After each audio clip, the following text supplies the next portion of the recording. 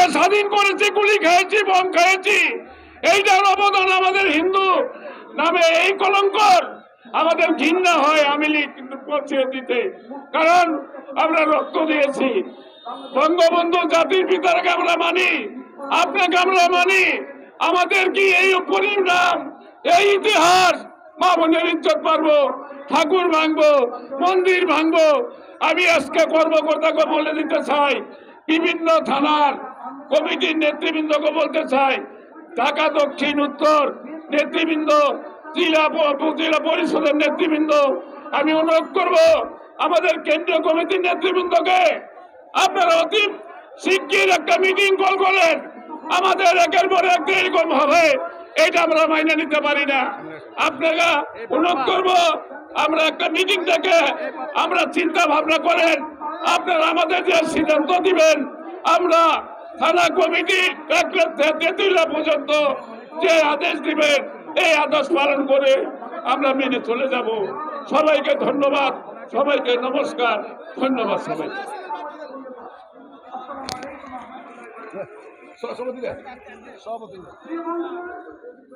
ধন্যবাদ।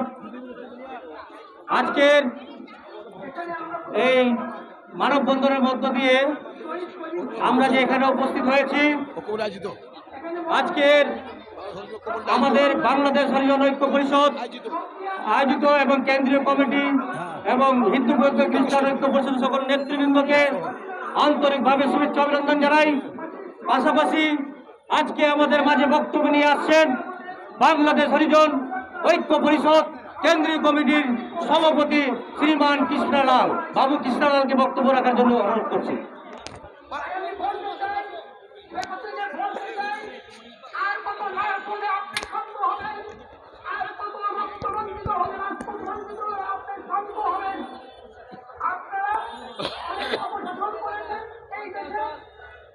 উপস্থিত আজকে মানববন্ধন দুঃখের সাথে যারা এখানে আমাদের সাথে সমবেদনা জানাচ্ছেন,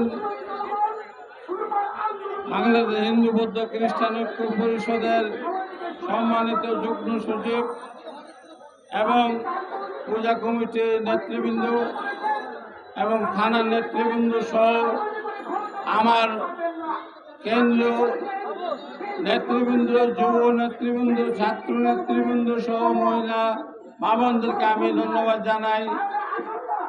কষ্টের বিষয়, আজকে আমরা রাজপথে নেমেছি, যে জায়গায় আমাদেরকে 50 বছর অতিবাহিত হয়েছে বাংলাদেশের, আমাদেরকে কোনোদিন রাজপথে আসতে হয় নাই। তার পূর্বে ব্রিটিশ সরকার, পাকিস্তান সরকার চলে গেছে, কোনোদিন আমাদের এই বাসাঘর নিয়ে রাজপথে নামতে হয়নি, আমাদের সবকিছু সরকার নিজেই দিয়েছেন।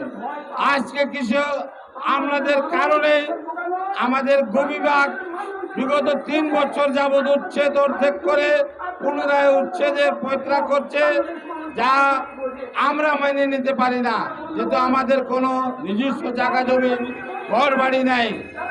আমি মাননীয় সরকারের কাছে অনুরোধ করব, আপনি গরিবদেরকে ঘর ছাড়া রাখবেন না, গরিবদেরকে ঘর দিবেন, কিন্তু আমাদেরকে উচ্ছেদ করবেন, এটা কোন আইনে কোন হিসাবে আমি জানি না।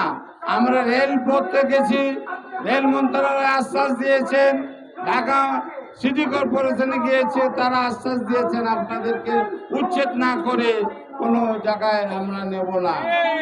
আমরা আগে আপনাদেরকে পুনর্বাসন করব।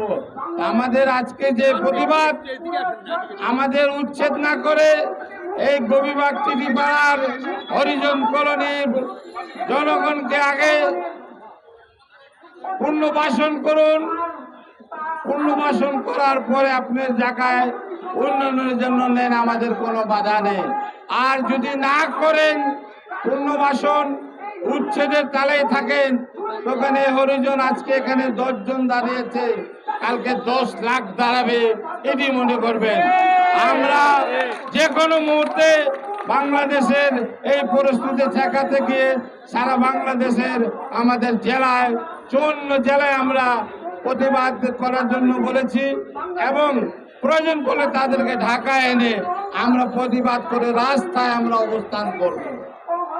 আমরা আজকে আমাদের বাংলাদেশ পূজা উদযাপন কমিটির কাছে এবং বাংলাদেশ হিন্দু বৌদ্ধ খ্রিস্টান ঐক্য পরিষদের কাছে আমি অনুরোধ করব, আপনারা আমাদেরকে সাড়া দিয়েছেন, আপনারাও আপনাদের মাধ্যমে এমন একটা বিরাট সমাবেশ করেন যাতে আপনারা মিলে এই প্রতিবাদকে গড়ে এই উচ্ছেদ বন্ধ করতে পারি। এই সরকার বিগত দিন থেকে যারাই আছে শুধু ভোটের জন্য আছে, ভোটের জন্য আমরা তাদের ভাই হয়ে যাই, তাদের চাচা হয়ে যায়। ভোট শেষ হয়ে গেলে আমাদেরকে কেউ জিগায় না।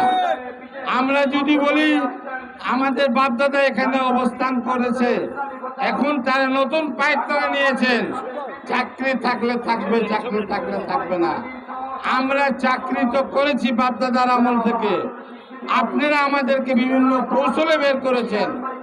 আজকে গবিবাগে যারা ছিল তাদের সকলের চাকরি ছিল, কি কারণে গেছে আগে আপনারা তদন্ত করে দেখেন।